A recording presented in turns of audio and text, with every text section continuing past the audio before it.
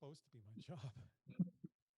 All good. I just want to quickly remind everyone of the code of conduct. I dropped the link to it. Basically, just we all respect each other. Um, we all get along. We're no one's getting paid to do anything. We're here to have fun and learn something new. So please abide by the code of conduct. One more thing. Also, what? Sorry, I just wanted to. I didn't really specify much in the description. You can do Topher, but as for me, I'm coming after Topher. So if you're interested in hearing about custom post types and advanced custom fields and not a deep core developer, then stick around for my talk later.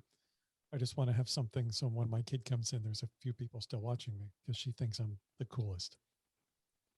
It's that age where they become teenagers and they realize you're not cool. I'm trying to hang on to it as long as I can. All right. Thank you.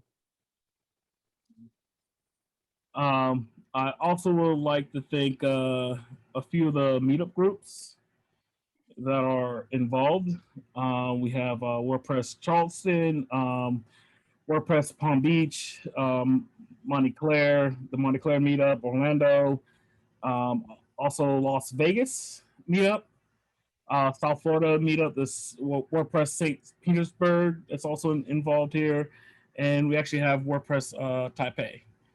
Um, as well as other meetup groups. If I missed your name, please let me know or give a shout out. Do we have any of the WordPress organizers that want to give a shout out real quick before we get started? Let me know in the chat. I think I see other people chatting. Well, if you're part of a meetup group and you're not the organizer, just see if your person's here, but drop your city in the chat too. Grand Rapids, Fort Myers. Somebody's in a house in Philly. Philly. Oh no, wait, that's Philly in the Jacksonville. house. West Philadelphia, born and raised. Smell you later. Lancaster County.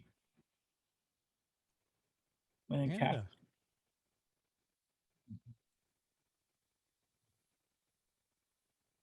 St. Louis, New Jersey. Well, Guy, you're part of a meetup. Yeah, sure. I'm the organizer. I just didn't want to hog it up. But yeah, you do so much for us. Go ahead. If Gene still looking. Yeah, well, hello from Southwest Florida, and like South Florida, that David and Gene run. We're hoping to get back into in-person meetups sometime soon. Hopefully that'll be cool. But I like this mega meetup and the camaraderie we get here, and it's also a great chance to get people from all across the country or the globe to participate, which is a whole lot better, I think, than the in-person meetups. And we get some rock stars like Topher and David. So that was great.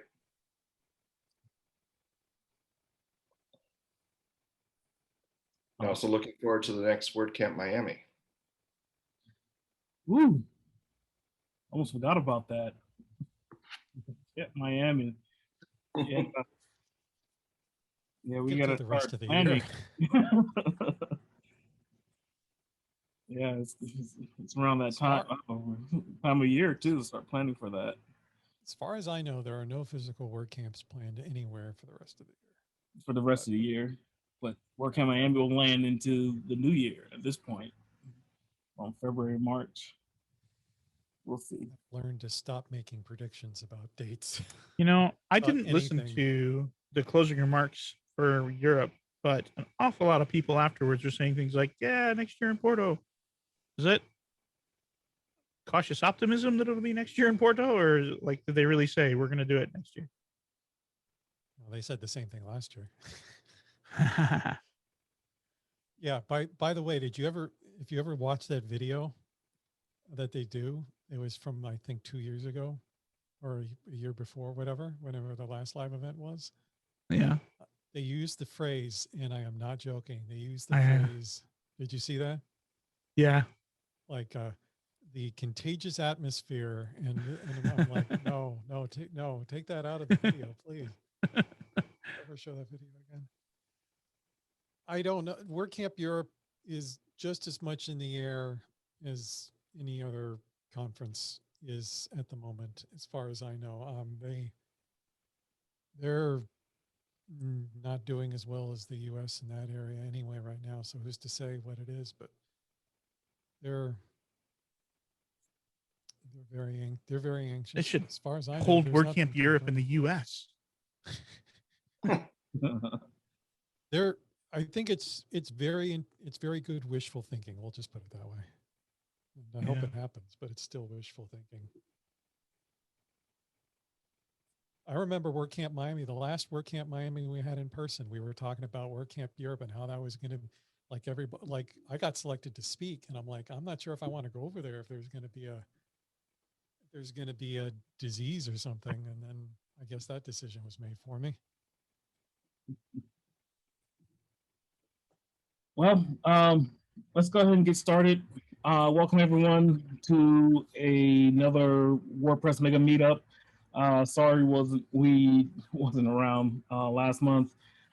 Things are getting a lot busy for myself as well as David, and I'm guessing everyone else as we slowly get back to normal. But with that said, we have a great talk. We got two great talks today. We have Topher here to speak, and I know the information he always brings is always well worth it. And yeah, I know David is so advanced custom field. To make it clear, I was referring to myself, not Topher. Figured that.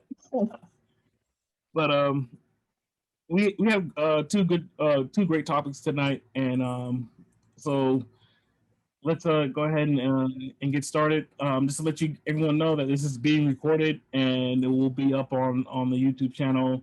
I dropped a link to the channel, so if you want to, you can subscribe or let someone else know if they're trying to get in, if this room gets filled or anything like that. There's going to be a recording of this, well, from the part from now until then, pretty much. And then that's all.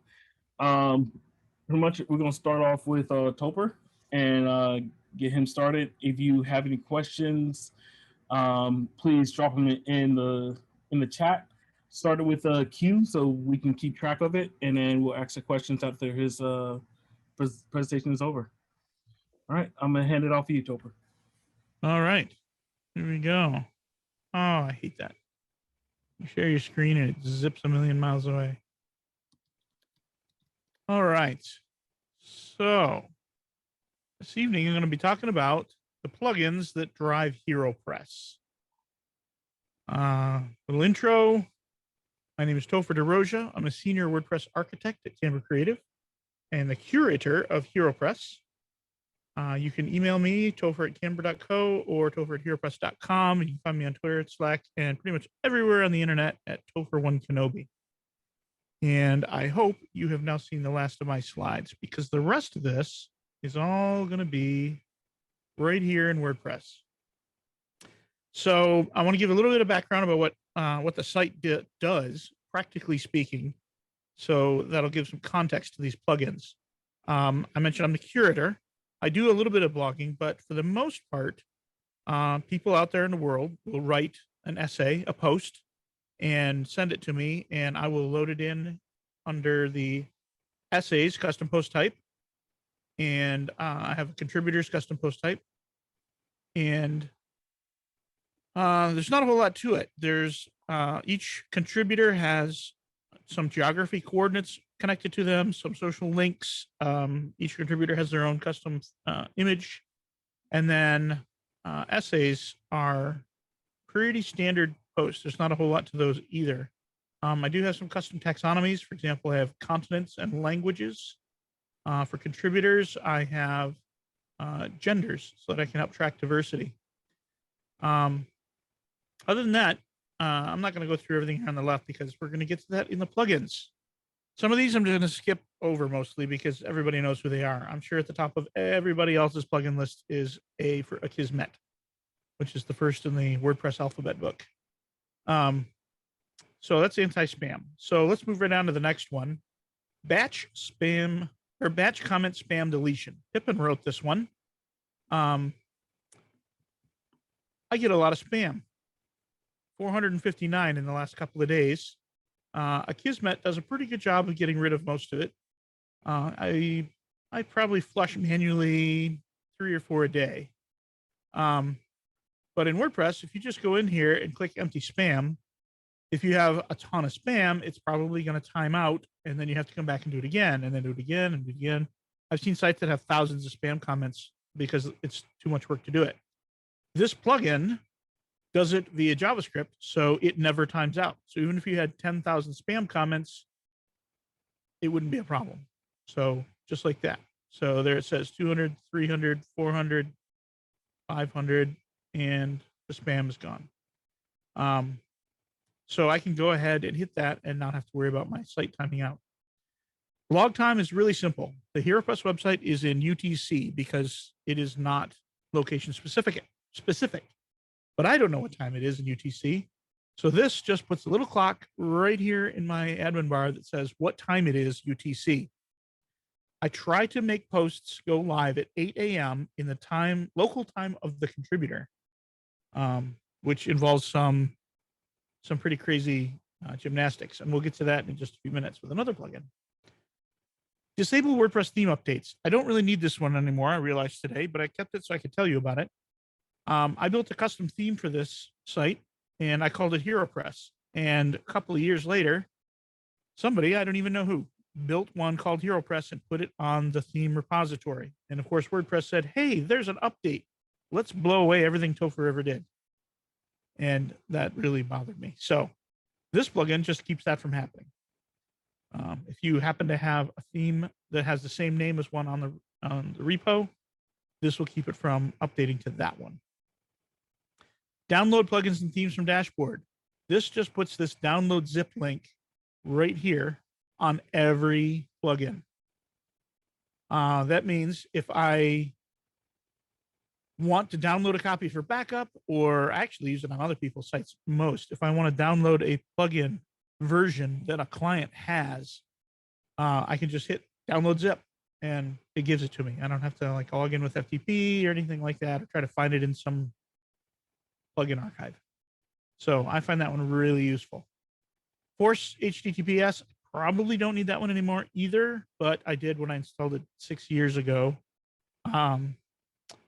What I like about it most is that it fixes HTTP requests that are improperly written in other plugins or something.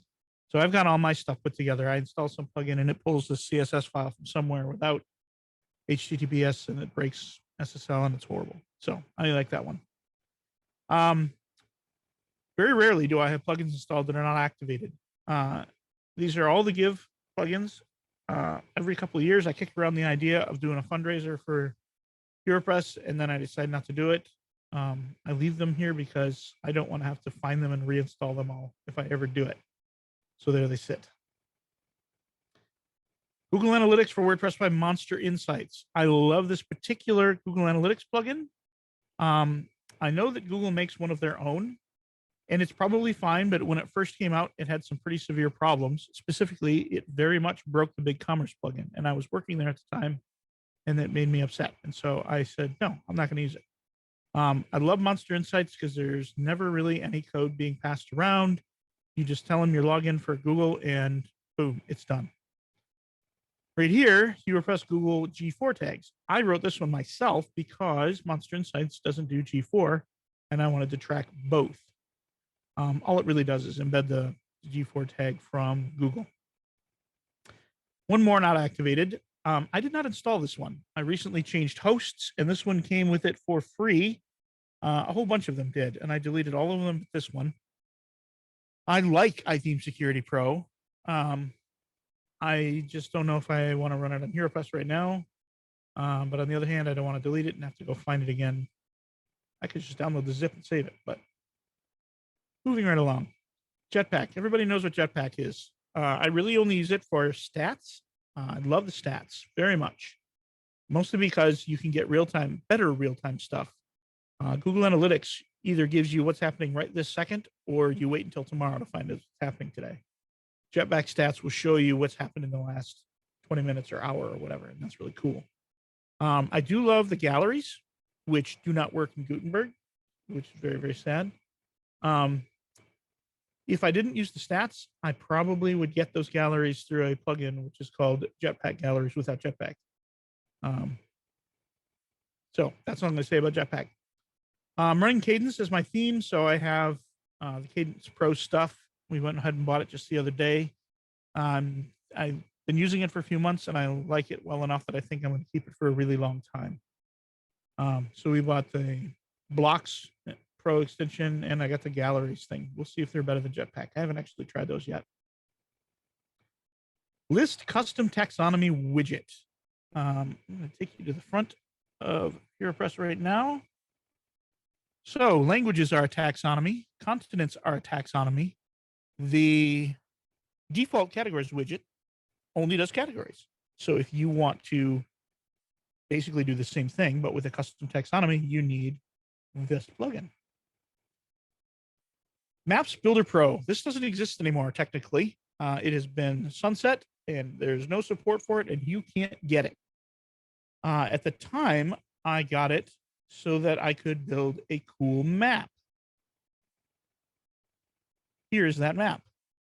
I actually built this map by hand, but I'm using a couple of fields from Maps Builder Pro to get the coordinates in contributors. That's soon going to change because I recently acquired MetaBox Pro, which has a custom field just for that. And so I'm going to convert that at some point to use a new one with MetaBox, and then I'll be able to get rid of Maps Builder Pro. Maps Builder Pro was great. It's just there's no support, and it's shut down. They've even very, very, very nicely done a little custom hacking on my old version here to make it help work better with HeroPress. So very big kudos to them. My affiliate list is a plugin I wrote myself, and I don't know if I even have a page up yet, but let me tell you what it does. As a way to get funding for HeroPress, we're signing up for affiliate programs for basically everybody.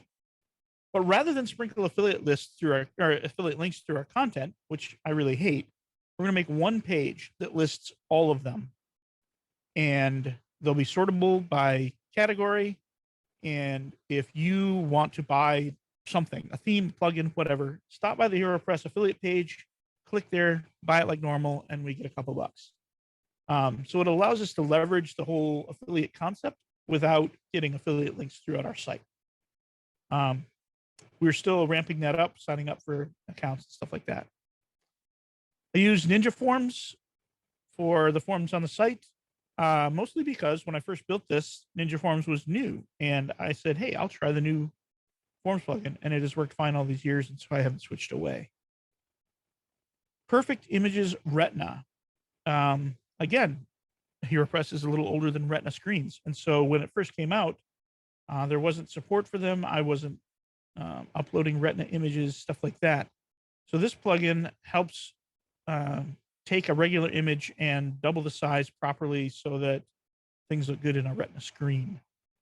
It's been around a long time, and it has served me well. Post type archive descriptions. I don't know if you knew this, but archive pages can have descriptions. Some themes print them, some don't. But even on the ones that do print them, WordPress has no way to allow you to input those archive descriptions. So this plugin puts something right here. See where it says archive description? See, I don't even remember if I've got one here. Nope, I don't have one there. But it would basically put something between the word essays and right here. I've messed with it a variety of times in the past. I just had a talk with Yosh the other day, and he said you have to do that. So that's going to be happening. Postmatic. Postmatic is cool. I like it a lot. It does two different things that I use. One of them is allow people to subscribe to your blog by email. So when you do a post, it sends them an email. Here, I can show you a little bit what it looks like. Let me go to dashboard, essays. I'll go to add new. So here's our content area. And down here below Yoast is Postmatic email content. And if I put a bunch of content in here and did nothing, then it would just send this content. Optionally, I can click customize email version and it replicates it in the content, but allows me to tweak it for email, which I almost always do because I go and grab, let's see, right here. Oh, come on. I want the front of the website. I go and grab this sidebar stuff right here, and I put it at the bottom of the post for email. And right here's the switch. You can choose not to deliver it by email. You can only include the excerpt if you want. You can choose not to use the featured image. That's all really cool. So it sends it via email. The other thing it does, which I really like, is when a comment is made on the site, and I get an email, it's normal for WordPress to send an email when a comment is made. Rather than having to log into site to moderate it, I can reply to the email with either approve, spam, or trash in the content of the email, and it will just take care of it. So I don't have to log into the website. I just deal with it via email. Furthermore, you can reply to a post or reply to comments via email. So each essay has the contributor as an author. So they get an email when somebody comments, and they can optionally just reply to that email to write back to that comment, say, hey, thanks for your comment or whatever.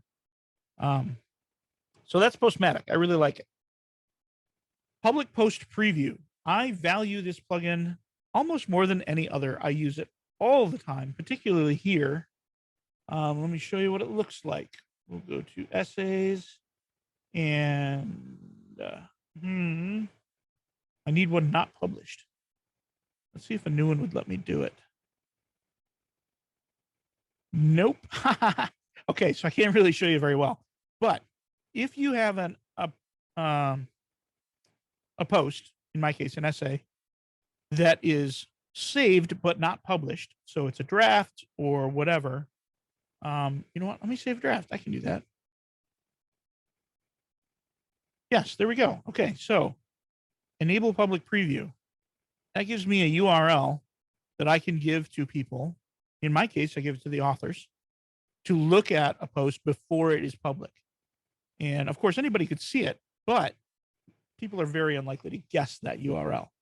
So this is really great for people like me who need to have somebody on the outside approve a post before it's live, but you don't want to have them log in just to go see the post.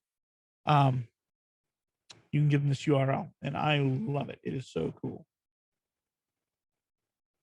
All right. Publish Press Pro. I don't use this well. This is a cool plugin that does some really cool stuff. It's mostly related to having multiple authors, which I thought I did, but I don't, even though I have a contributor and I'm the one posting. There's no double attribution or anything. It's just one person. There are some add-ons for it that I just got yesterday and I haven't even installed. One of them is really cool that allows you to create a list of tasks that must be complete before you can publish. Remember how I said I always put the person's picture at the bottom of the email one? I forget that all the time. But probably half don't have that on the bottom. And people email me, hey, you should put their picture in there. So this plugin will let me make a list that says I have to make sure that Postmatic is ready. I have to make sure that that stuff's ready in the bottom of the email. I have to make sure I have a featured image. Otherwise, it doesn't post. It just doesn't work. And that's a big advantage to me because there really are a ton of things I do for each essay. I do all the Yoast stuff. I get a featured image from an artist and I put it in there. There's that email stuff. I make sure that there's a translation. And if there's a translation, there's a tag at the top that says this post is available in whatever language. written in the language of that post. So if you deal with posts that have a lot of tasks, then that's a great one.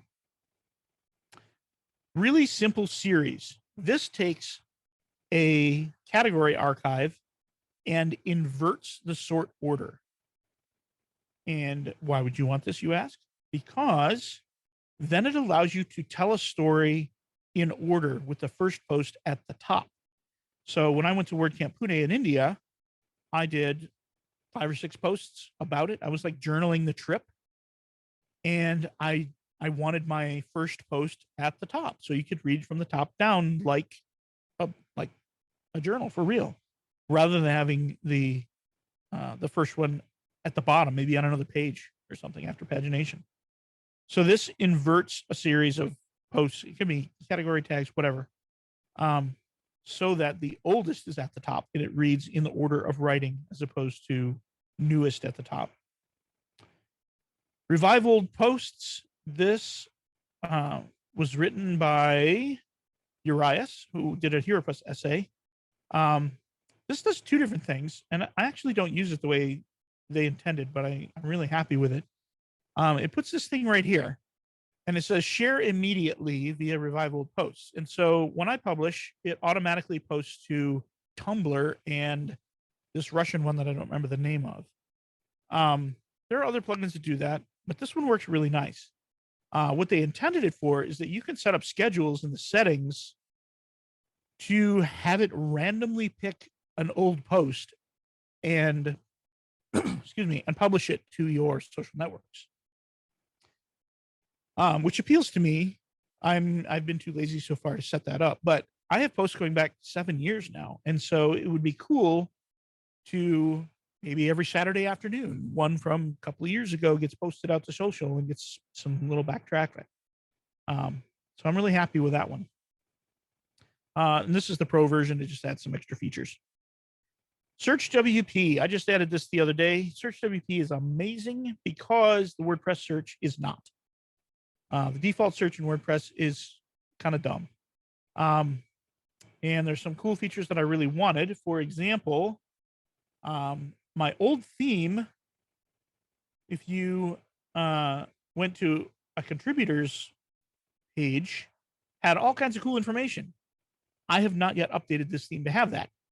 So if you were to search before Search WP, search for Carla, you would get this page, which is worthless. Search WP lets me exclude these pages from the search. It does a ton of things. Search WP is amazing, so I highly recommend it.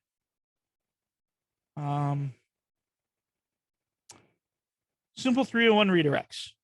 I've got this the first time because I wrote a spelling error in a slug and it was embarrassing, and I wanted to change that, so I did that. Now I have probably 3 or 4 more in there.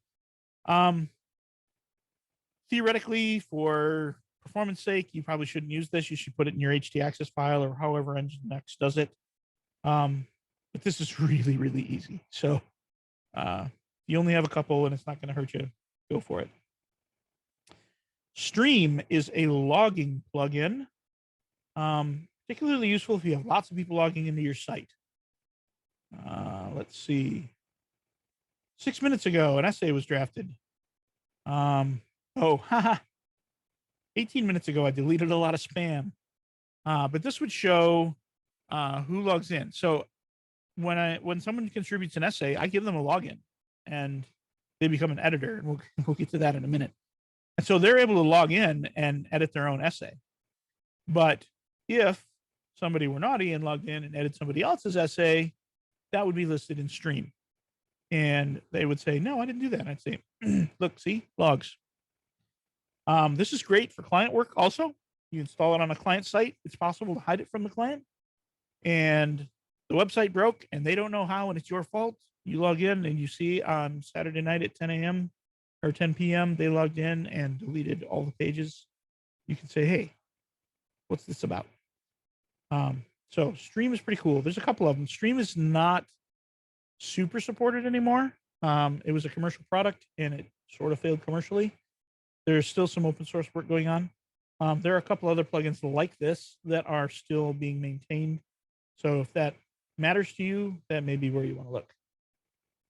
So back down here, time zone setting. This was written just the other day by a guy I met on Twitter that I don't even know. I know him better now, but I didn't know him then.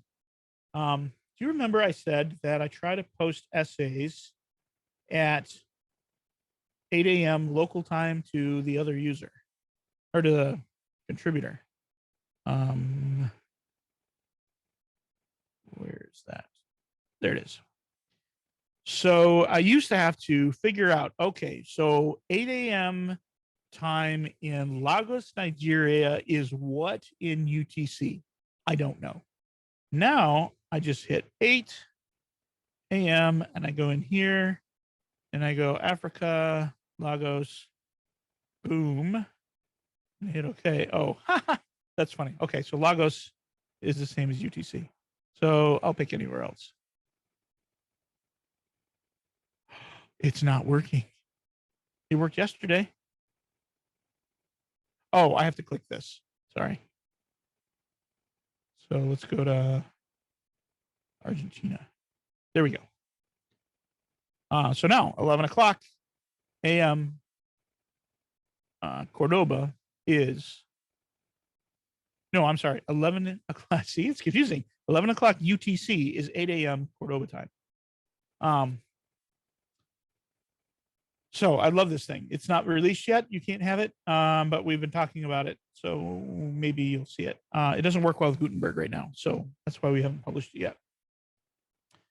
Widget logic. This is an old way of doing it. There are probably better plugins now. This just puts a text field in the bottom of widgets that allows you to put in random PHP code, which is not very secure. But you could do things like is page or is post 19 or whatever.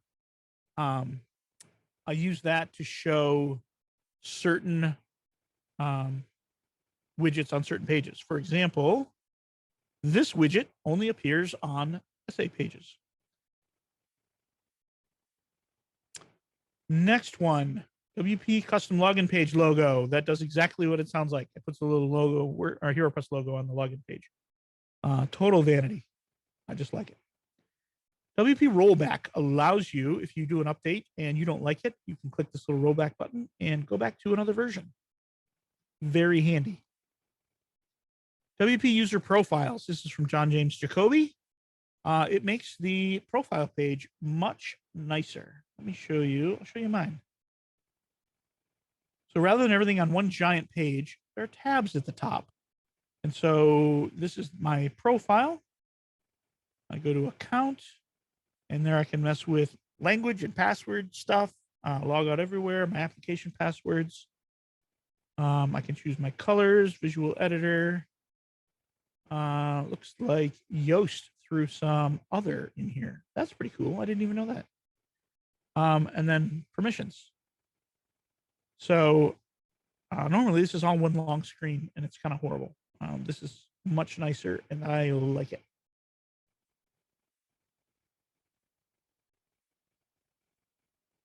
So then Yoast, everybody knows what Yoast is. So that was my all/active and inactive plugins. I also have 25 must-use plugins. For those who aren't familiar, must-use plugins live in mu-plugins rather than the regular plugins folder, and they must be used. You can't turn them off. You can't deactivate them. You can't uninstall them. You can't install them from here. They have to be installed by FTP, or if you're a developer, you can put them in SSH or whatever you want. A big advantage is your client can't turn them off. So if there are plugins that you know you always want and you never want changed, put them in here. The disadvantage is, like I said, they can't be updated through here. So in here, I tend to put only plugins that I wrote that will not have an update unless I do it by hand.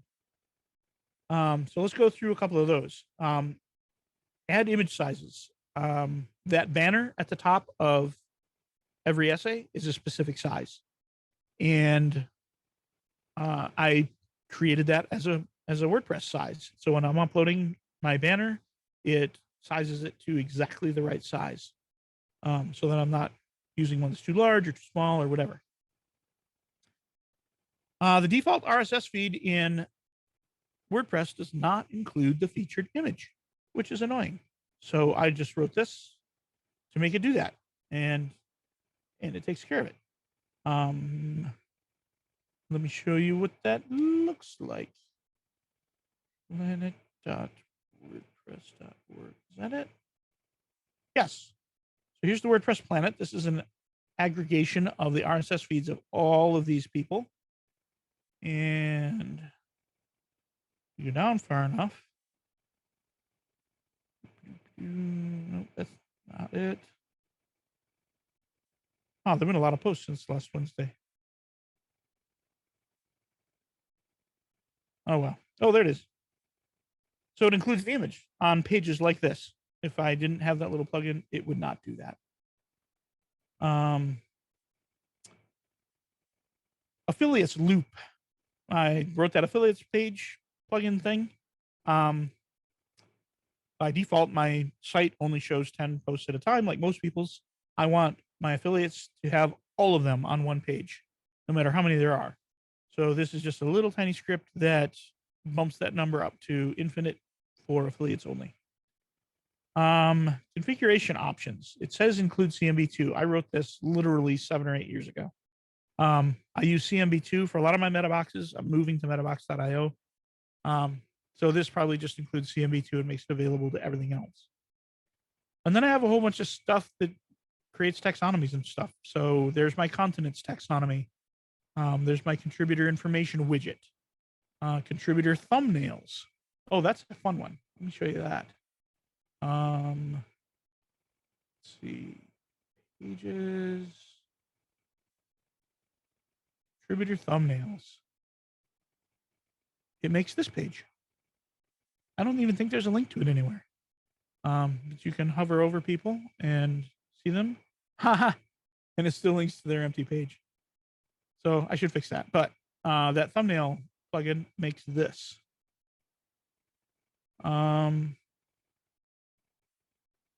Contributors custom post type. Country data functions. So if you go to the map, it does things like present the data to this map, but it also does a little math and figures out that there are 52 countries being represented here. I'm going to do some other additions to it quite soon. Essays, custom post type, gender taxonomy, languages taxonomy. The main loop, the home page, is a combination of 2 different post types. It's posts and also essays, which is cool because then you get to see both things. However, my cool cadence theme doesn't know what archive I'm looking at to allow me to customize my archive. So I still have to figure that out. Partner information template tag. I think that's from back when I was doing sponsors. And so I could drop in a tag in a template and say, this page sponsored by so-and-so. I don't do that anymore. So I should probably get rid of that. Posts to posts config. My essays and contributors are related to each other with using the plugin posts to posts. And I can show you what that looks like because it's pretty cool. This one. So right here, I'm connected to Carla, create connections, and here are all my contributors. And I could type Sally, and there she is. If I hit plus, it now automatically connects Sally to this post. That's what I'm using in that widget that shows contributor information on the right sidebar. When you look at an essay, it says, hey, go get all the information about contributor X connected. A recent contributor widget, that's just a list of recent contributors. Sponsor information, I'm not using that one anymore, but it would show who has sponsored this post. There's sponsors custom post type and the meta boxes. I haven't gotten rid of it because maybe someday we'll have sponsors again. I don't know. Oh, that reminds me, I missed a plugin back in the plugin page. We'll get to that in a sec. Then Liquid Web, guess where I'm hosted? They installed a bunch of stuff for me. And then this one is so old that I wrote it back when I worked at XWP, and that's actually named after a client. at XWP, but that's the contributors custom post type. I should really rename that. So I'm going to go back one more because there's one I need to show you. Simply exclude.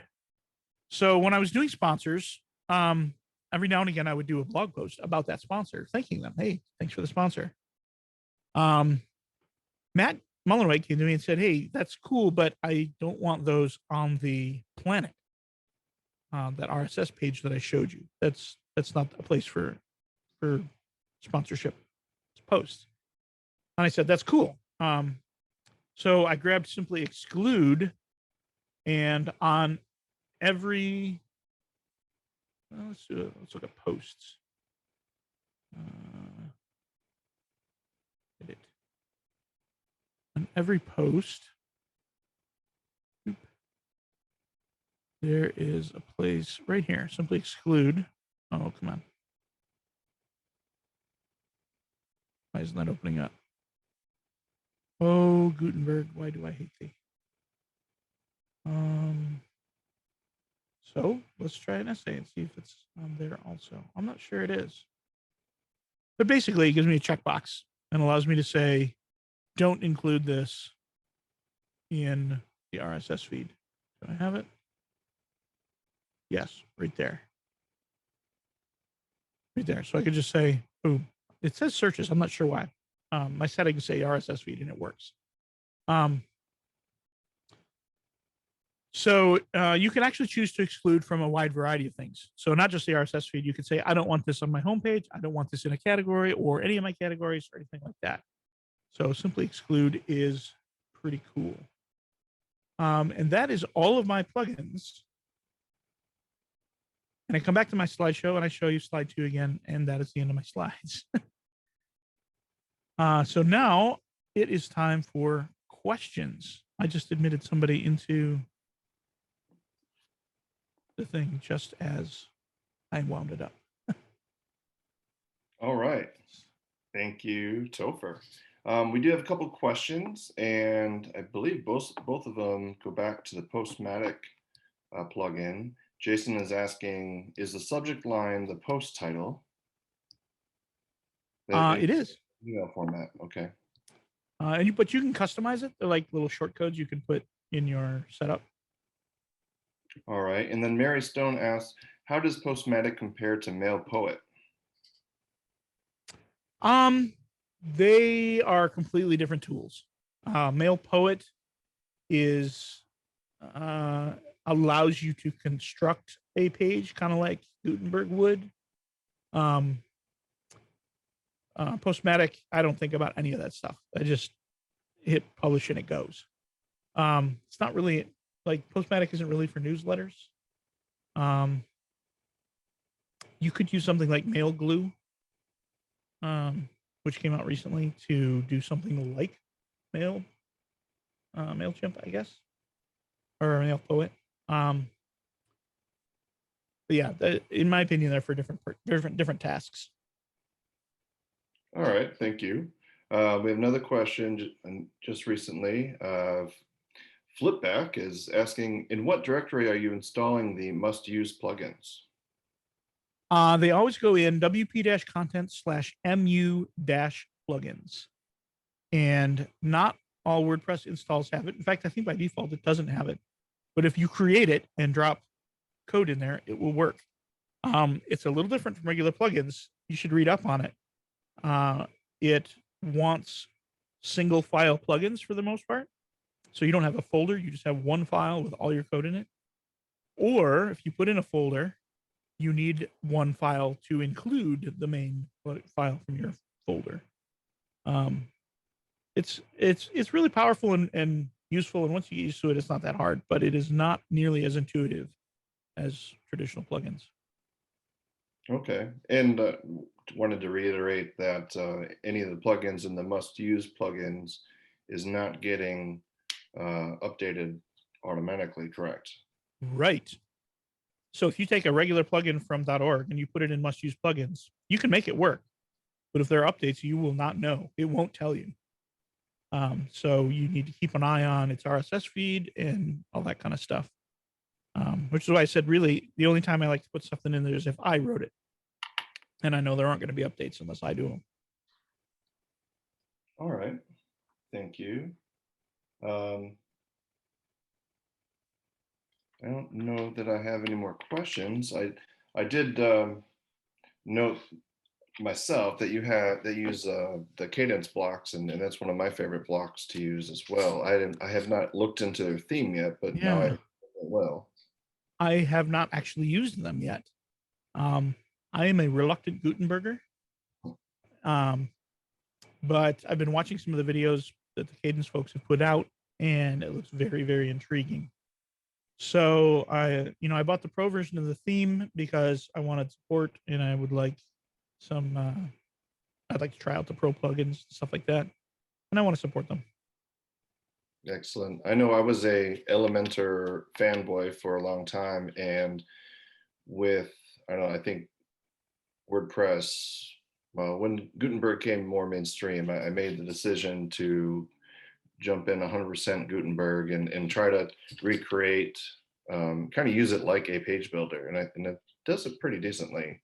Once you get a good of different blocks, like I use Cadence and Stackable and Code Blocks just to make sure I get the best of the best. Yeah, that's cool. I saw a question from Bud that I'm going to answer here real quick. Hang on. I'm getting a link. He asked if WP user profile goes by another name. I don't think it does, but is that the one that recently was involved and that they kind of in the next update everything changed? No, this is Triple J's thing. Yeah, no, it's WP user profiles. I'll put the link in the chat.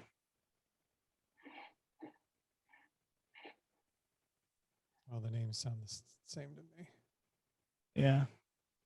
Oh, it's probably avatars. Yeah.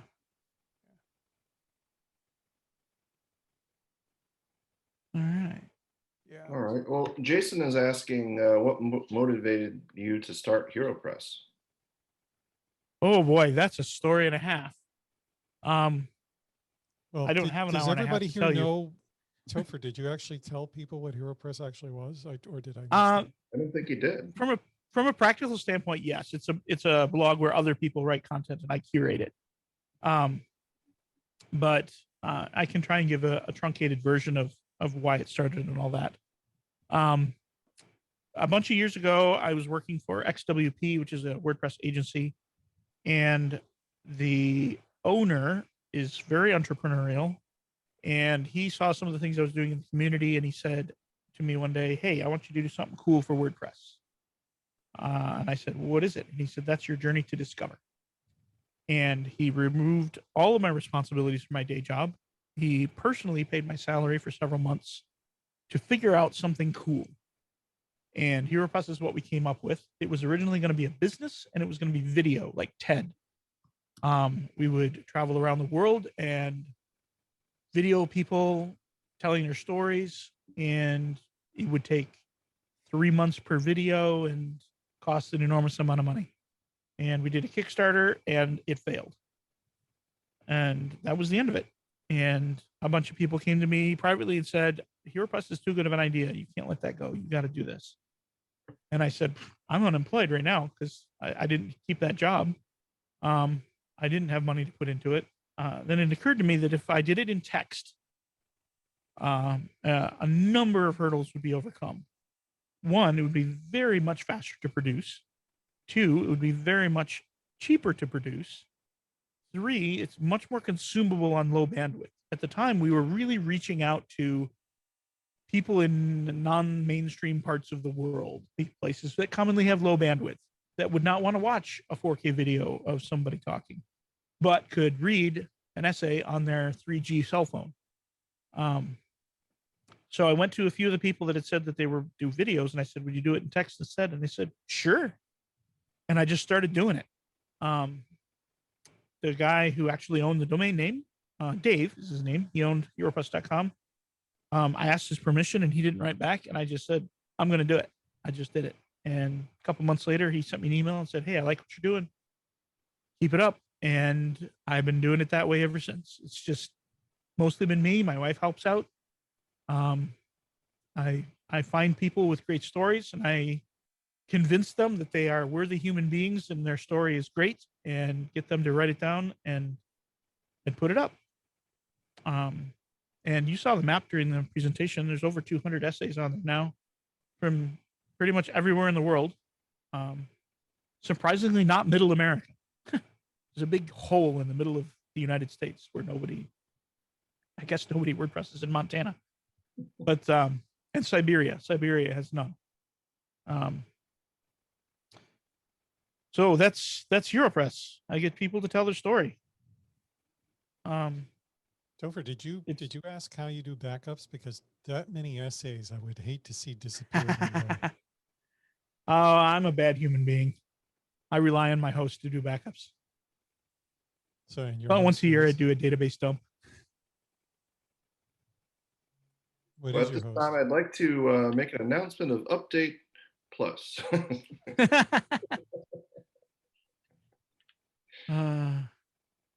I see a thing from Flip. As I mentioned, MU plugins wants a single file as a plugin. So if you put a folder in there, it's not going to have any idea what's going on and will completely ignore it. So if you need to use a folder, you create a single file that just uses PHP to include the main file of your plugin. I do that for things like extended custom post types or CMD2 as a library, stuff like that. Very nice. And Topher, I met you at, I believe it was WordCamp Dayton, and that was the first time I heard about HeroPress. And so Cool. I'm excited for all the work that you're doing and getting everyone's stories out there. So thank you very much. Yeah, thank you. It's been, I will say forever that I get the most benefit out of HeroPress out of anybody in the world. And you deserve getting to talk to everybody, learn everybody's stories. Deserve a round of applause for that, Topher. Thanks. All those pins on that map, every single one of those is a friend now. I don't think there's a country in the world that doesn't have a couch I could sleep on. And that's pretty great.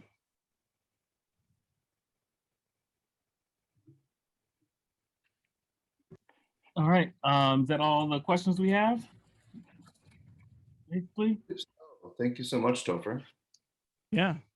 Yeah, everyone give happy to be here. A round of applause, you know. Very quiet round of applause. Everybody's muted. Oh, you can't. Oh, I thought I was trying to play a sound effect. I guess I heard yours, David. Oh, okay. All the thank you. It doesn't have the same impact. I get it. I'm muted. Or you can do the. Oh, you know what? I saw a thing. Mary Stone says she doesn't know what a custom post type is. Do you have time for me to show that real quick?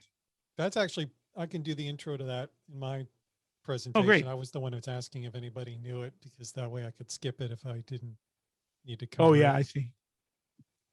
But thanks, Topher. Really appreciate it. Yep. What was the there was an event while you WordFest. WordFest Live.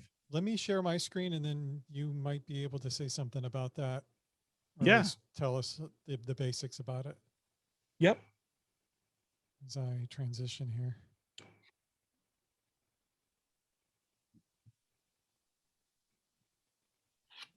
Can you share, David? Yeah. Yeah. Sharing my whole desktop. I was. There we go. There we go. So, WordFest Live is a production put on by Big Orange Heart, which is a mental health for remote workers place. And it is a lot like a global WordCamp. It's 24 hours. And so everywhere in the world at some point, you can watch a session at noon or 8 a.m. or whatever you want. If you want, you can stay up 24 hours and watch the whole thing. Really excellent content. I'm on the organizing team, so I got to see the list of speakers.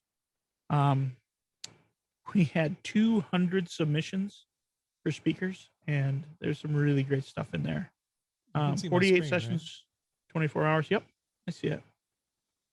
Talks and workshops, socials and celebrations. They built from scratch their event platform, and it is amazing. I took part in it last year, and quite honestly, I think it's way better than what WordCamp Europe used. It's really, really impressive. It's a lot like being at a real event. If you like my talk, you'll like this one. Oh yeah. And of course, it's all free. Just sign up and away you go. And someone else brought it to our attention. WordCamp Santa Clara is coming next month as well. Let's see. So what were the dates for this? Were July 23rd. July 23. And this is earlier, July 17th or 18th. So that's my birthday. There you go. There's your WordCamp. I applied to speak. I don't know if I got accepted or not. No. So just put. It'd be cool to speak on my birthday. So the chat for the URL for this is in the show notes, or not the show notes, the chat. And I'll paste this in the chat right now. And those are at least 2 WordPress events coming up next month. Besides, hopefully, another meetup here. So, Gene, you want me to start or? Yeah, go ahead and start. And thanks again, Topher, by the way. Topher will monitor my accuracy here in my reporting. Oh yeah, I'm gonna come down on you hard, man. So, the original point of the talk was to introduce everyone here to something called advanced custom fields. Now, if anybody I was going to say, if anybody doesn't know who it is, raise their hand, but there's no way for me to see that clearly. So I'm just going to pretend that if you're listening to this, then you don't know enough about advanced custom fields that you are not comfortable with it. At the same time, we're going to cover briefly a little bit about custom post types. Okay, Beth, keep it down. Get a room. So this is I'm just going to introduce the site that we're going to be using. I'm going to walk you through how to use the plugin, do a little bit of coding on a template, but this talk is not for developers, or this talk is not made for development. If you are able to at least open up a page in your theme, which a lot of people, more people do that every day than I think. This has nothing to do, by the way, with Gutenberg or Gutenberg blocks. So contrary to popular belief, Gutenberg's not used on everything just as of yet. It will be a time where that probably comes to place, but I still build a lot of custom sites when I freelance. And Gutenberg is great for the content side, but as you'll see in a minute, there is practical application for you can use Gutenberg with advanced custom fields, or advanced custom fields can be used pretty much on its own without the interface, but we'll see what that's like in a minute. This is running on my local server, so don't attempt to go to wpmia.test, because .test does not exist as an extension in reality, at least not yet, till Google spends some money, and then I'll have to change this again. So, but I'm running this website locally.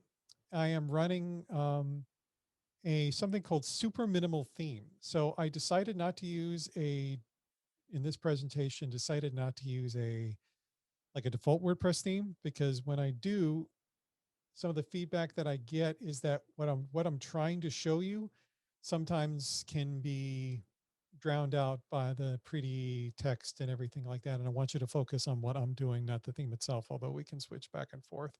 So I picked the super minimalist theme I could find, and that's it. Literally, if you're interested in this, you can find super minimal on the WordPress.org theme. So you can go there if you want. I'll even by Brandon. Oh my God, I can never pronounce that to save my life. So we'll just call him Brandon. Not sure where I get the. It doesn't matter. Actually, he's using his own theme. That's surprising. Just somebody wants to drop a link in there, fine by me. So we are going to talk about a scenario which you are probably building a site for yourself or building yourself a site for a client or a small business or something along those lines. Nothing too custom per se. You're not a developer. You don't need to necessarily hire a developer.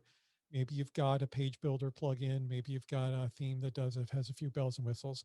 But you have this project, and I picked out the example. You want to create real estate listings for this customer. And the customer, let's pretend the customer doesn't need a real estate listings plugin. They just want to display a couple of um, maybe their restaurant stands or something along those lines, where a standard real estate plugin would not be, wouldn't work out very well. So in other words, long story short, you have to build something yourself.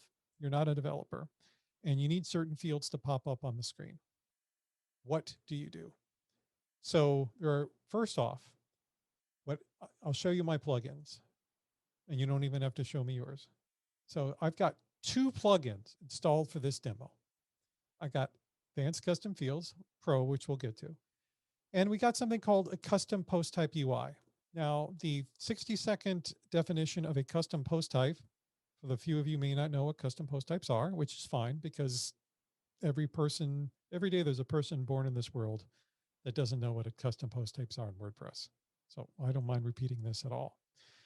Custom post types are what they would think they are, what you think they would be if you just slowed down the word custom post types. So these are posts in WordPress. What if you had another section of this that acted very similar, but was called something else, something custom? And you know what? WordPress has that already. They're called pages. You ever notice the top of your screen, you see post type equal page? This is a custom post type. What else is a custom post type? Attachments or media is a custom post type. It's a little harder to show you that here. You're just going to have to take my word for it that media is stored in posts. But WordPress out of the box already has a custom post type. You know what else is a custom post type? Comments, right? I haven't looked at comments in a while, so Topher, if I'm wrong on that, let me know. But at the very least, you're already familiar with a custom post type called pages. Now, normally what you would try to do is that, okay, I want to create listings for hot dog stands for my website guy who sells hot dog stands, locations, whatever. This analogy is going to get sour real quick. Well, I can go ahead and create pages, and I can create a title page. I can create a page called, hot dog stand listings, and then I can list manually on this page, or I can create child pages. I can do all that and it would still be a page. It could still work, but it wouldn't be real. It wouldn't be like if you would expect from, let's be honest, a professional site, a site that somebody would pay you money for. You want to look professional when you're building a WordPress site. And when you have the opportunity to create a custom content that makes sense, you don't want any URL on the website to say /page or /post or something, anything like that. You want to look professional, and you're charging hopefully professional money for whatever it is you're doing for a client. So if you're not a developer, again, because that's part of the talk is you're not a developer, but you want to create a custom post type, there is a plugin you can get, and somebody can drop this link in there, called Custom Post Types UI, made by Web Dev Studios. Once you install that, you have this interface for creating your own custom post types. I've already created one called listings, but you know what? Let's get rid of that because I want to make one from scratch. Excuse me, I'm to look around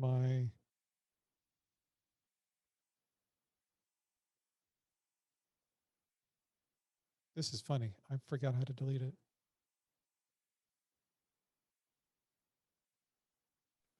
There's a tab at the top called View Post Types. I think you might want that. Yeah. See, I normally don't. This is probably a delete thing down here somewhere. No? Yep, delete post type. poof, it's gone. We're starting over.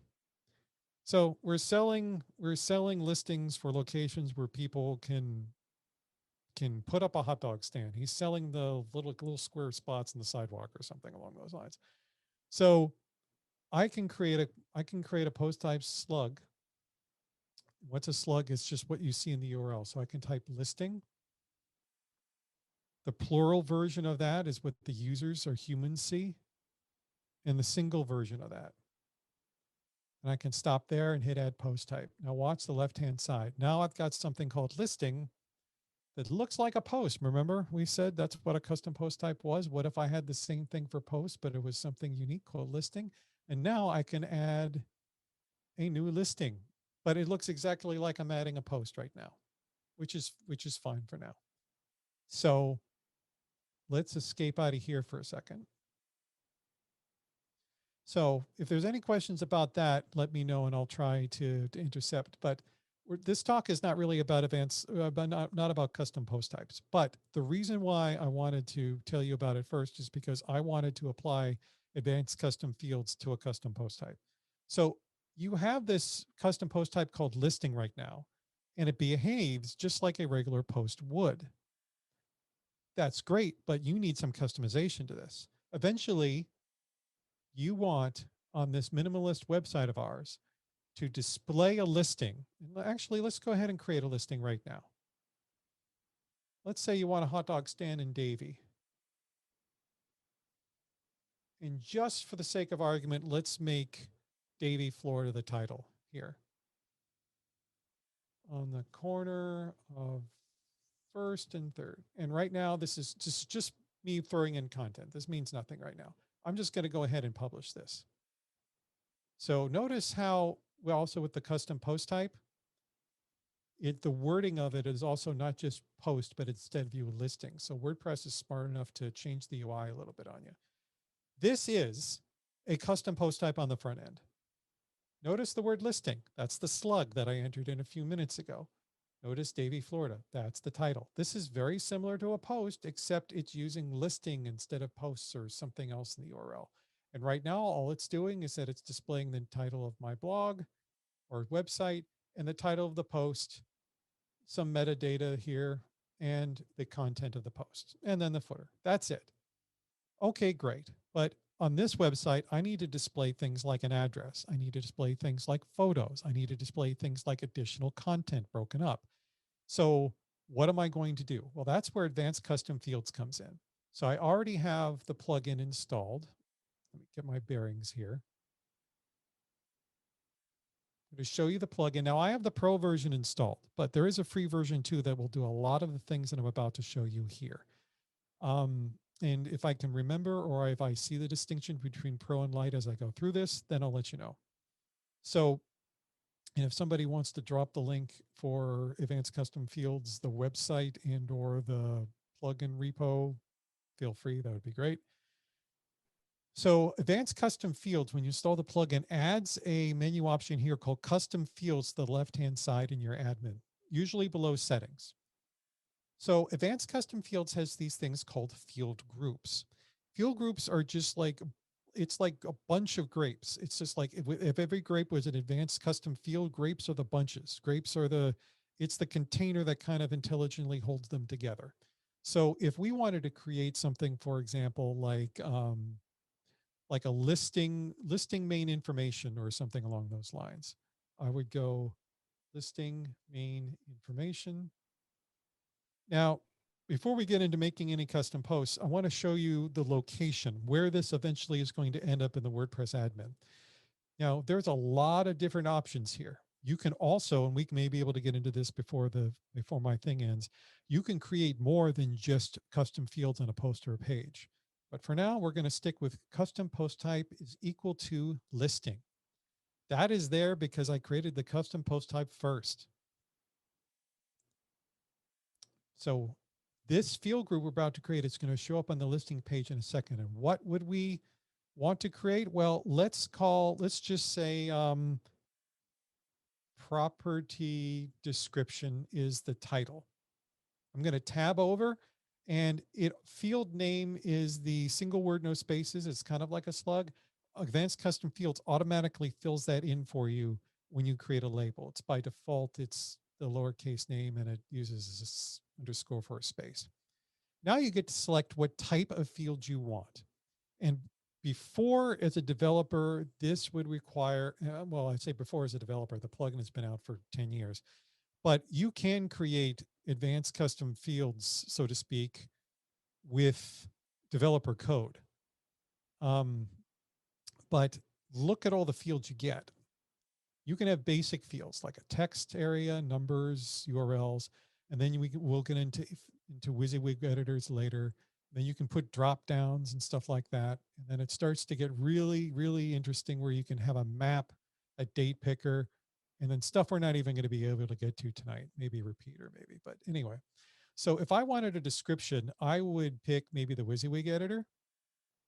I'm not going to go through all the settings here. We're just going to be kind of content with the WYSIWYG editor because I want you to see as soon as possible now, okay, publish. So my field groups, I have a listing main information I just created. Now let's go back to creating an actual listing. Notice now things have changed, or I should say things have been updated. I now have something, a title here that says listing main information, and then I have a property description here with a WYSIWYG in it. So this would be like another content area. This is another content area. Whoops. I always get that confused. There we go. That's good enough. And because it's WYSIWYG, I can put bullets in it, I can put links in it, so forth and so on. Wondering why the publish button isn't lighting up. Needs a title, I think. Oh, duh. Oh, because I created a new one. Yeah. Let's go back to Davie, Florida, which I actually created. There's my field. Click update. Great. We're not going to be able to see this on the front end yet, but I wanted to show you a few more things that you can add here. So because it's a listing, let's go back to our fields options here. Let's go ahead and add a map because the listings need maps, right? So I'm going to put map location, and I'm going to select, I'm going to go, let's just dive deep in here with Google Maps. There's your latitude and longitude. You're probably going to have to go to Google Maps and get this information yourself, your starting zoom and your height. So we're just going to go ahead and accept those as defaults. What else can we add? Well, we can add a price. So I can create like a number field.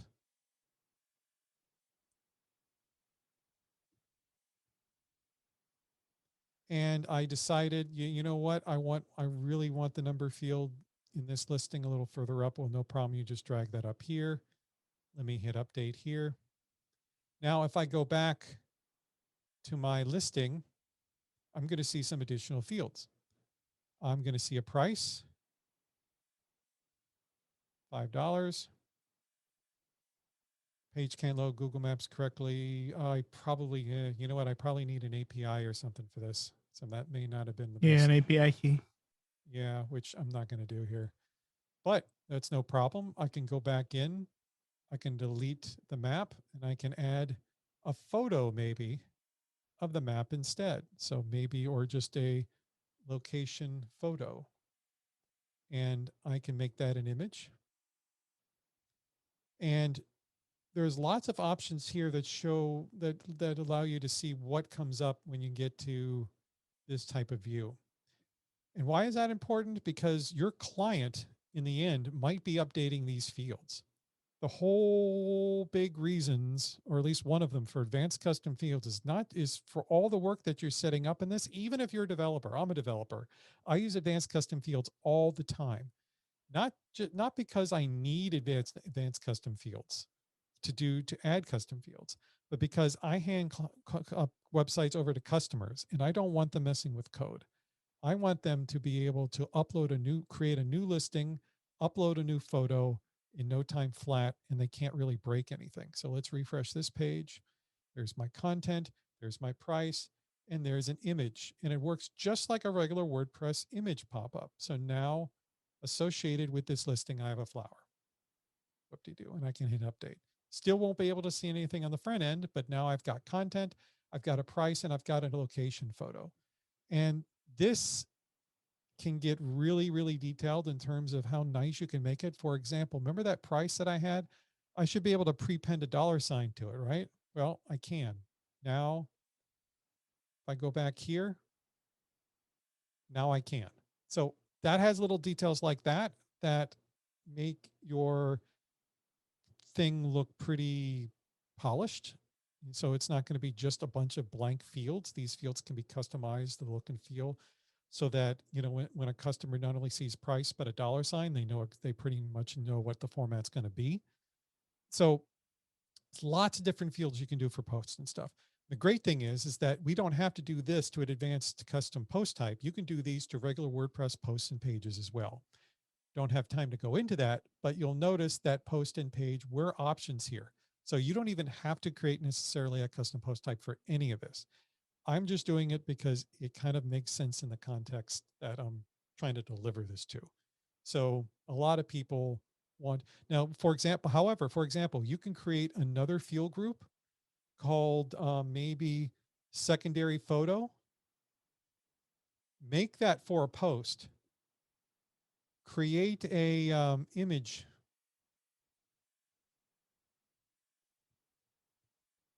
We'll call this secondary photo. We'll call the group additional photos, which makes a little more logistical sense. And now if you go to posts, go to the hello world that's installed with your WordPress site, notice down here, there we go. There's our section, which in this view you can close and open. And there's your secondary photo field. So you can, there are use cases to add this to regular posts and pages. Maybe every post on your website needs a secondary photo instead of a featured image, for example. The possibilities are pretty much endless on that. So this is all well and good. Let's go back to our listing. But as I keep telling you, if I was to view this on the front end, nothing has changed. Why? Well, because the WordPress template is used to pulling the standard title, the standard metadata, and the standard post content here. We don't have any of that. There's nothing else in the template that supports what Advanced Custom Fields has put in here. So that is where we have to dive into the theme itself to add some few code snippets. So that is what I'm going to do now. The website, Advanced Custom Fields, as I'm doing this, I'm actually going to refer, I may have to Google it because I usually Google, it has great support even for the free version. So if you go to Google, you type in Advanced Custom Fields, get field, because that's what we'll be using. Get field is going to be, if you're gonna use anything Advanced Custom Fields and modify your templates, get field is probably gonna be the most popular thing that you can do. And then if you're not familiar with code, this may look a little bit strange, but trust me, it won't be in a second. I'm going to scroll right here to the examples. If you want to follow along with me, I just pasted the link into the chat. So we are now going to display the data on this custom post type page that I entered. So I already have queued up here my editor. Don't pay attention to the man behind the curtain type of thing. Let's go to my themes, go to super minimal. And I should be creating a child theme. I realize that, blah, blah, blah, blah, blah, but I'm not going to do that. Let's see. I'm going to go to single. I think that's single here. What I always like to do is there is actually, while I have your attention, or whatever few people are left have your attention, here's one more useful plugin for you, especially if you're not a developer. I'm actually going to install it now. It's called, oh my God, I'm drawing a blank. It's called Current Page Template. Query Monitor does this now very well, and I like that a lot. Okay, this one's got 100,000 downloads. So this must be, come on. So whenever you're in a theme and you're trying to figure out which file to edit,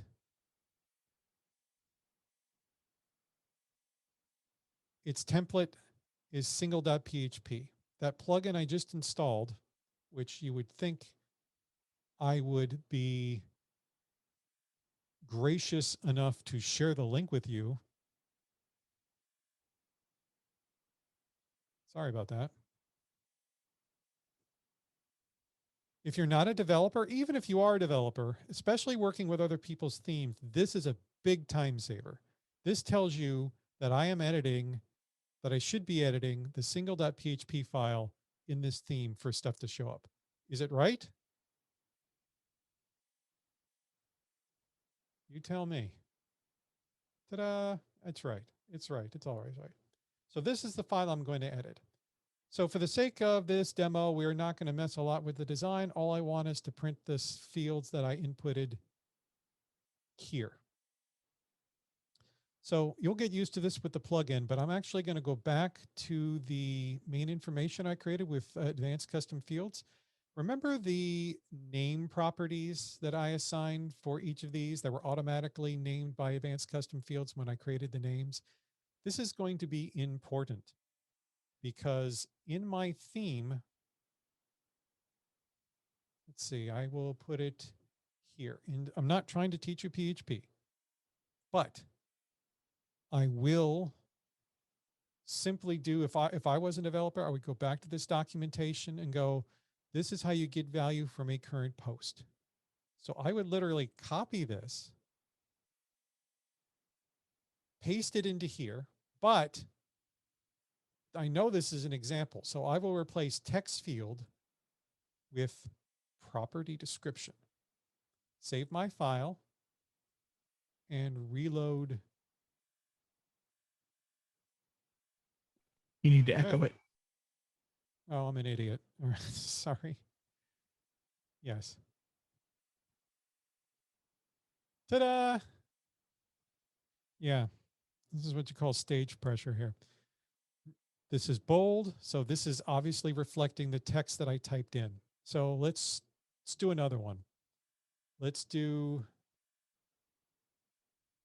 what was the other ones that I put? There was price and location photo. Location photo will do last because it's slightly different. But I can make these, I like to make the variables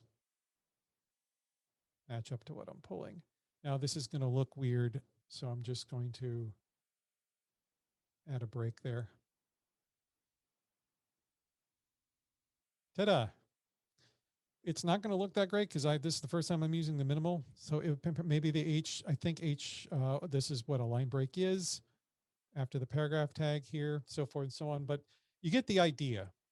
And with a little bit of design work, a little bit of customization, again, this is a minimal theme, but what if this theme looked a lot better? And then bingo, you would be able to display a custom page of whatever content you wanted to pull out of the WordPress backend. And as you've seen from a minimal level anyway, all you're doing is basically outputting things from the database, but you're using the very, very simple to use get field to do it.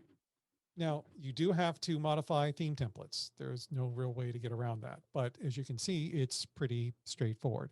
And, you know, if you're not used to working with PHP that way, if you're used to working with HTML, that's fine too. I can do an echo get field price. Because it doesn't have the $sign in front of it, I can add that, go back. Sorry, Zoom is in my way. Refresh. Boom. Oh, Bob's your uncle. So that is advanced custom fields in a nutshell. It's basically two parts. It's setting up your listings or setting up these advanced fields that you can group by, you know, these listing groups. And once you have that data in there, it's a matter of outputting it to your theme. And that's more or less the whole concept, really. It's from there, it's just extending that to what you need it to do. Could you use a form plugin? I'm jumping a little bit ahead here. This caught my eye. Can you use a form plugin like Gravity or Ninja or Formital to display something similar? Not easily, because those are form plugins and they capture information like form entries. And there are extensions you can get for those plugins that display that form entry stuff back on the front page, but that's not what form plugins really are for. So now allow me to show you, I don't know how much time I have, Gene, but you have I enough want to time show you. to do the image at least. Yeah. Oh, the image. Yeah. There is one other thing outside of images I want to show you, and it's called options, which I think is pretty cool. But let's do an image now. So location photo. I'm going to go back in a location photo for a second because there is an option there that says return format, image array, image URL, or image ID. So what Advanced Custom Field is saying is, listen, once you tell me to grab an image, what do you want back in your code? Do you want like a bunch of information that WordPress usually associates, which is the image array? Do you just want an image where the URL came from, or do you want the image ID? Now, if you're a developer, image ID or even image array is probably a nice thing to have, depending on how you're using it for. But we're going to stick really, really simple. And I just want the image URL returned, and I'll update that. So what is that going to do for me? Well, glad you asked. Let's do this again. Except this time it was what? Location photo?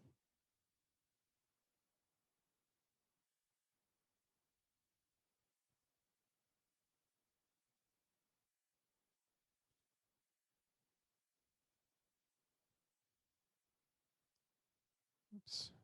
Let's see what happens. Ah, I get an image URL. That's exactly what I wanted. Now, if you know a little bit of HTML, you can wrap that in a simple image tag.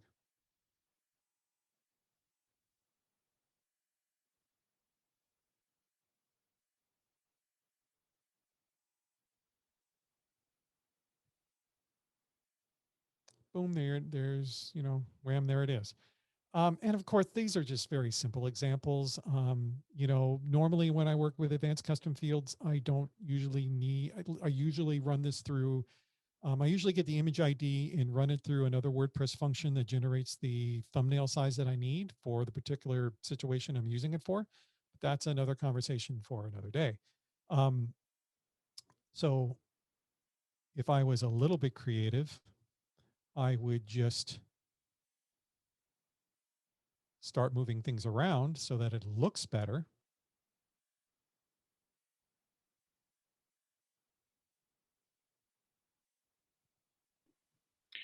It doesn't look like a hot dog stand, though. Yeah, this is what happens when you make up things on the fly. I'm looking forward to some hot dogs, David. I'm disappointed. I was afraid to type hot dogs into my Google search because I don't know if the parental controls are on. So we'll just keep it nice and safe. But see, there you are. It looks somewhat better with the image above most of the content. So real quick here. Somebody's asking about like the meta thing of how I'm doing this, how quickly I can do it. I'm hosting the website locally, and that's another topic for another day. But I use something called WAMP Pro. I'll type what it is into the I love WAMP. turnkey. Yeah, this is hosted locally. So I do this for a lot of demos that I have to Zoom because that way everything's a lot faster. And even if my internet dies or something goes wacky with it, I still have most of my stuff in hand. That's why this URL would never be, this URL can't exist in the real world because there's no .test extension. So I don't know if that answers your question. I don't use pods. I used pods when it came out in the very beginning. I never really got the hang of it. I got the hang of advanced custom fields more. So Pods does something similar. So I would say Pods is probably the closest competitor to Advanced Custom Fields. And if anybody wants to drop a link of the pods that I'm talking about into the chat, feel free to do so. I would greatly appreciate it. It deals with custom fields as well, but it takes a different approach to that kind of data. And I've never used Toolset, or at least maybe I haven't. I don't know. I do work for a news company that does WordPress news. So all of these things are sounding familiar. It's just probably because I typed them in and published an article about them at one point or another. But feel free to share the link like you just did, Julius, and I'd be more than happy to familiarize myself with it. And Chofer is sharing a link that he recently compared a couple of plugins, including advanced custom fields. It's similar. So look at these people sharing content. So relationship fields, if you could probably read a document faster than I can explain it. But another field would be, there is a relation, when you deal with relationships, they deal with, you're connecting post types and taxonomies. So like if you wanted to show a user, if you wanted to associate a listing with a page on your website I think is is the example I'll go with. Like maybe a, sample relationship page. That was horrible. I'm just typing sideways here, but so the advanced part of advanced custom fields is that you can create relationships kind of like post to post do. Like you can connect one post to another. So if I refresh here and see that new field, I can connect a page to this post and it allows me to pick that page. And I've got various pages here, like sample page, for example, and I can do filtering over here and update. And what does that do? That, that's a little bit more complicated, but in the template, you could pull, say, that page, you can embed that page into this listing page. Maybe it's a page about Davey you want to embed or pull the content off of and put it down here. So you can associate pages with other pages in advanced custom fields. I do want to show you one more thing. Hopefully there's time allowed, but there is, again, advanced custom fields is very robust in that you can associate even advanced custom fields to your media, advanced custom fields to your comments, and more. The one thing, robust. One thing that you can do that I'm going to cheat and copy some code if you just give me a second here is you can create settings pages. Have you ever built a website for a client and like the setting doesn't fit for a particular, oh, I'm not going to be able to find it, aren't I? Oh, there it is. So as I was saying, has this ever happened to you? Has this ever happened to you where you're like, I want to create like some settings for the user, but they don't fit to a particular page or post? Like what if it's like someone needs to drop in like a Facebook ID number or something that you're embedding later into the site or something, or maybe it's the color of the background of the website. Yes, I know that's what Customizer is for, but somebody can think of better examples. You can't, there's no page or post you want to put it to. You want to put it to like a general page. Well, advanced custom fields can do something awesome like that. Before, there was only a developer could only create these settings pages for the entire website. Now you can do it with advanced custom fields. So I'm going to make, you can look this up later on their site. This is this code that they give, but there's some functions that you drop in function.php. We're just going to say advanced settings.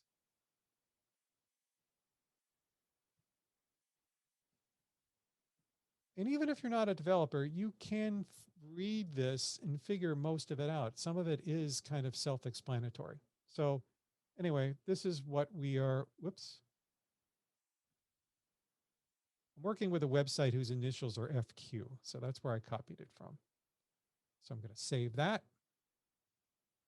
Go back here. Advanced Custom Fields, just by dropping in that little line of code, Advanced Custom Fields has created a menu that is dedicated to settings. And I have 2 pages. I have a main page and I have this page. So I could easily go back here and I'm just going to call, I'm just going to call it, this is like my settings, my site settings. This is the title of the page too. It can be different, but most of the time I make it the same thing. Now, maybe you just want a settings just for, maybe they have certain terms and conditions or something like that. So go term settings. Whoops.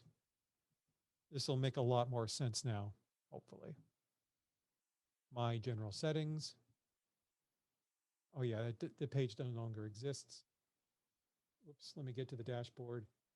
And then let me go to my site settings. So now I got 2 menus. Great, but how do I get custom fields here that I can use later in my site? Well, by creating another field group, let's name it like term settings, named after the page. And then I'm going to create just like a regular text box, term title, doesn't matter. I won't be outputting this. Publish it. But instead of the post type being equal to post or listing or anything else, I have an option page option here. And because I added that code in functions.php, it registered my 2 menus, and one of them is called term settings. Now, what's going to happen if I go to this page now after this saves? There you go. That's just a preview of what you can do. And you can create now entire website option pages that before only a developer could do in reality. And you can create maps, you can create any field you can create on a page or a post you can create here. And the possibilities, like I said, we barely scratched the surface on what fields you can possibly create. So not only does Advanced Custom Fields add fields in the WordPress admin to all your posts, and you can pull them out through template, you can also create general site option settings too. And me as a developer, I use this almost every freelance site that I build for whatever reason. Everything from customized titles to places that don't have a place to pull it from a post to even if it's just like if I've created something that I don't want the customer to bother me later with, like something that I hard code into a template, like how many posts are displayed in this widget or how many things are displayed here, I can make that a variable in the template and then have the customer update that information here. And then they never have to contact me for little things like that. So anyway, that is more or less my presentation on Advanced Custom Fields. I wanted to give you a very practical example as a non-developer, the 2-step process to Advanced Custom Fields, adding the field and then pulling it into your template, and also what it can do, how you can create relationships with other posts with it. You can create settings pages and a whole bunch of stuff too. So, and if you'd like to take a deeper dive into next meetup, this is what you need to do. So in order for Gene and me to take you seriously, you need to write down specific things you want to see with Advanced Custom Fields, because I'm not doing this off the fly for advanced stuff. Because you do that, you put that together, and I'm more than happy to take some time in the next meetup to dive a little bit deeper into Advanced Custom Fields with more specific examples. There is also a way to create Gutenberg blocks with Advanced Custom Fields, which we're not going into, but you can create your own Gutenberg blocks with Advanced Custom Fields. So anyway, is there any questions that I missed? And no, I don't use Oxygen Builder. In fact, as a developer, I don't care for it much because it doesn't work well with the plugins that I work for, that I develop for. But so I can't really comment on it very much. Was there anything, Gene or Topher, was there anything about Advanced Custom Fields that you feel should at least be mentioned as a link or something? I already dropped a few links. Like I use Advanced Custom Fields for some time now. I created front end forms with it. I created, like, instead of using like a form plugin, I actually created a front end form where people can actually submit content into a site and go through a whole approval process and get published on the site. I've done that several times. Actually, the current project I'm working on and hopefully get released in next week. It's advanced custom. I'm using advanced custom field to build out Gutenberg, well, the block editors, blocks for it, and it's a tool in my tool belt. I generally most 90% of the projects I work on related to WordPress, I'm gonna end up using that tool. At least it's very powerful.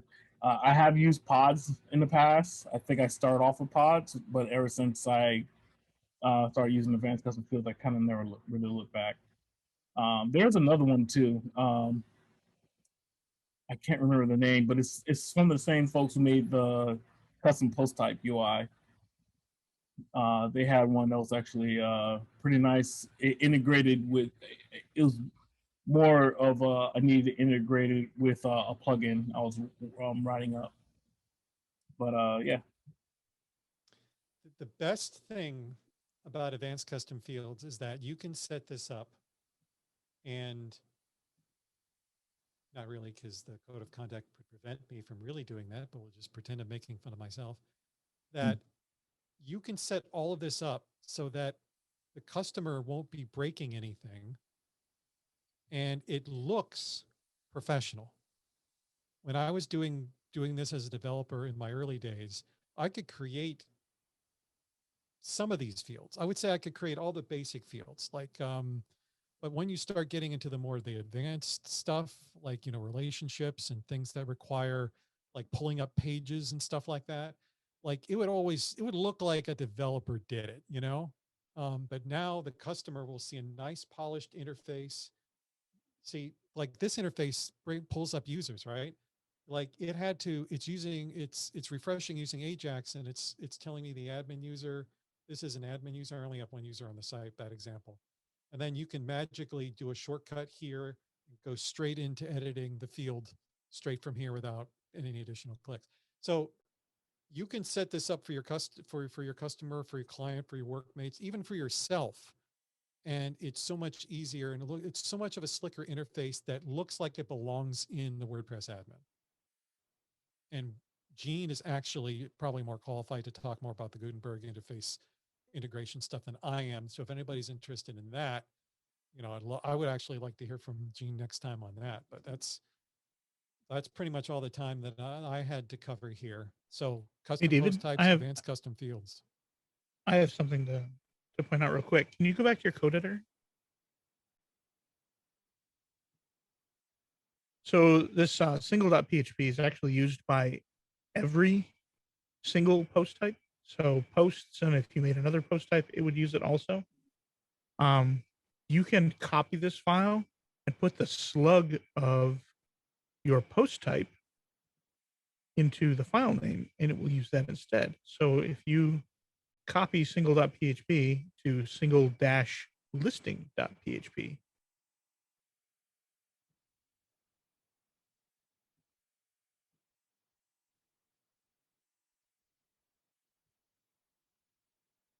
there. Now the only thing that will use this one is your listing post type. So basically what I'm doing is I'm reverting. Undo is amazing. Everything. And then single listing is this. Nothing will change, but I'm just illustrating what Topher just said. So yeah. So now reload and check your template user. Should work. This should not change, and it doesn't, right? Yeah. So yeah, And at Topher's the top it says so single you listing. can create multiple post types, and all you have to do is just change that. WordPress automatically knows what you're talking about. Good point. I forgot about that. Always forget about that with these demos. You can you use ACF with Elementor? Yes. I just don't know what it looks like. With any page builder, you always have the option. When you say use, I don't know what you mean exactly. So I'm not sure like how well the functionality is, because like Elementor probably allows you it probably won't mess with advanced custom fields, but I don't know what the exact integration is. But the two should live in harmony together. It's just a question of Elementor pulls in advanced custom fields modules or not. I don't think it does. But even if Elementor just basically ignored advanced custom fields, that would be fine anyway, because before you get to Elementor, you still get this interface with your advanced custom fields at the bottom. So, and according to Doug, Elementor Pro integrates with ACF. I still don't, I'm sure. Hey, Doug, if you've got a page to drop in there, to drop in the chat for a little more specifics or maybe some documentation, there you go. Thanks, guy. So anyway, is any other questions I missed? Because I'm probably over my time. All right, doesn't, oh, that's, well, giving second people to type. I also dropping a link from our past meetup. We had someone actually come in and talked about a mentor, and she was using ACF, Renee. So I just dropped the link in there. It's set to the time, so you can actually start watching it from there at that point in time. By the way, I will randomize and get to the Twitter winners probably after this call. So I will contact you privately because there weren't that many of them. I think I know who to contact.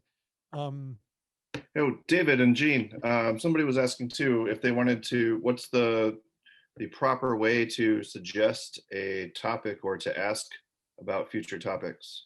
Money. I mean, what? No, no, I mean, like, you mean money? Well, you mean money? I'll let Jean answer that. I would say the best way, you can drop it in the meetup page. You can drop it here on the Slack. I do review the chat messages after the meetups. We also have a Slack channel. I'm going to drop the link to that now, and you can post it in the general request board, and or in the meetup channel in there, and just drop your request.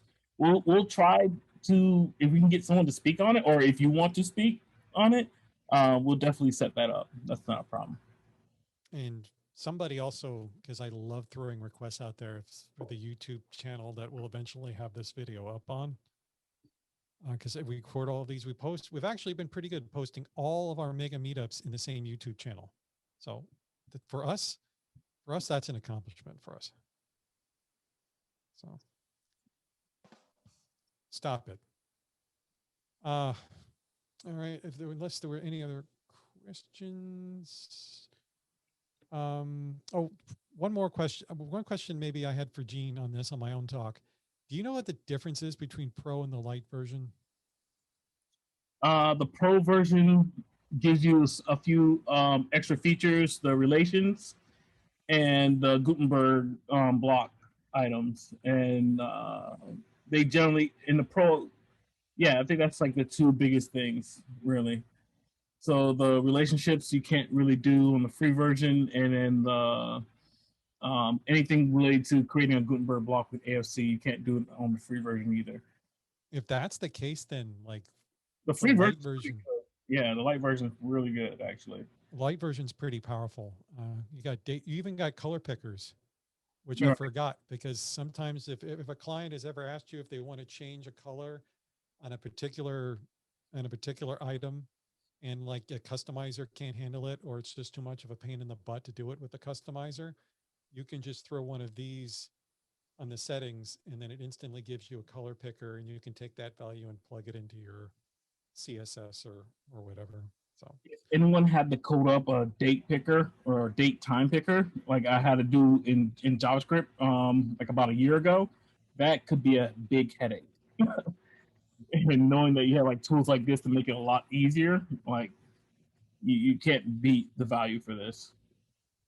And I think, and like Jean said, I think most of this, like most of the fields outside of relationship, I think is with the free version. So definitely go for the free version and see if you like it. There's your, and there you are. There's your date picker. And you can change the format of the date and everything too, of course, I guess. But anyway, thanks everybody. And like I said, Like to see Meetup on BuddyPress or BuddyBoss? I customize BuddyBoss sites. That's pretty much all my freelance work now is customizing BuddyBoss sites. So depending on what day of the week that I'm not swearing at my computer. Oh boy, I'll do I pitch have a that to question for Gene. you. What's that? It's relevant. Can I get this in here real quick? In BuddyPress, BuddyBoss, both, there are custom fields for profiles, but I don't like the field types that are available. How can I use something like ACF or MetaBox or CMB2 to get custom profile fields? Yeah, those are different plugins entirely. ACF, I don't think touches BuddyPress profile fields. But I can show. I can give you a couple of links afterwards that would probably point you in that direction. There's one plugin in particular that adds a bunch of advanced fields, other fields. Great. But ACF. What I want is a repeater. I think I can help you with that. Awesome. It's on one of the sites I've worked on. I just got to find it. All right. But thanks again for everybody, and like Gene said, send us some suggestions, please. Yeah, we'll definitely send out right after this. Well, within the next few days, we'll send out the link to the video of this recording and the notes and links and everything.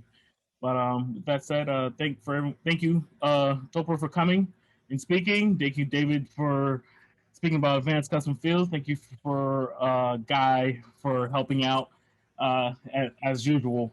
And thank you for everyone else for coming. You guys have a good night. Thanks for coming by.